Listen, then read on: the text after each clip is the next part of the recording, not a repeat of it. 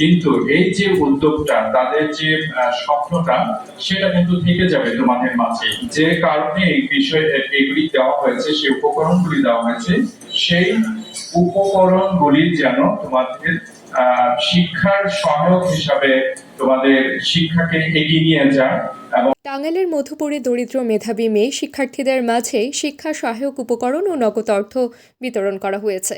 মঙ্গলবার সকালে উপজেলা কৃষি প্রশিক্ষণ হলে বাংলা জার্মান সম্প্রীতি এর উদ্যোগে এবং জার্মান সংস্থা লিচ ব্রুকের অর্থায়নে সেইটি প্রকল্পের আওতায় এই অনুষ্ঠান অনুষ্ঠিত হয়।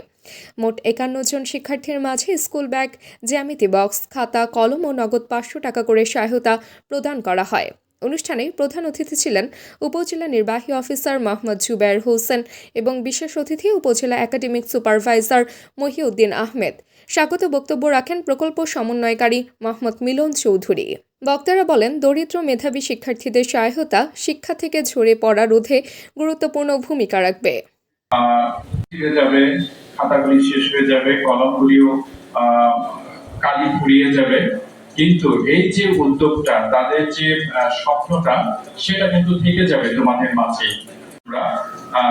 বাস্তবায়ন হয় তোমাদের যে কারণে এই বিষয় এগুলি দেওয়া হয়েছে, সেই উপকরণগুলি দেওয়া হয়েছে, সেই উপকরণগুলি যেন তোমাদের শিক্ষার সহায়ক হিসাবে তোমাদের শিক্ষাকে এগিয়ে নিয়ে যায়। এবং তোমরা আজকে যারা কিশোরী আছো, সেই যেন তোমরা সেই নারী রূপে যখন তোমরা আসবে, সেটা কাজে লাগবে, সেই স্বপ্নটা পূরণ হবে।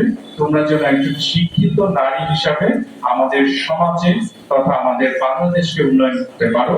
তাদেরকে অনেক অনেক শুভেচ্ছা জানাচ্ছি এবং তাদের ইন্টারেস্ট নিয়ে নিজের সংস্থাকে প্রকল্পে এই চিন্তায় অধিকাংশ প্রতিষ্ঠানগুলো তো তোমরা যেন একদম কি বলবো, কোনো দুশ্চিন্তা মুক্ত হয়ে, কোনো ধরনের কিছুটা পিছনে রেখে পড়াশোনা করতে পারো, এগিয়ে যেতে পারো। কিন্তু আমরা এই যে আমার সামনে এতজন বসে আছো, তোমরা সকলে সফল হবে না, এটাও কিন্তু সত্য। তোমার পাশের জন সফল হবে, তখন কিন্তু গল্প বলবে। আমিও কিন্তু ওই মিটিং এ গিয়েছিলাম, ইউনূস সাহেব এই কথা বলেছে। তাবাসসুম হকানিকা, দৈনিক আজকের বাংলা।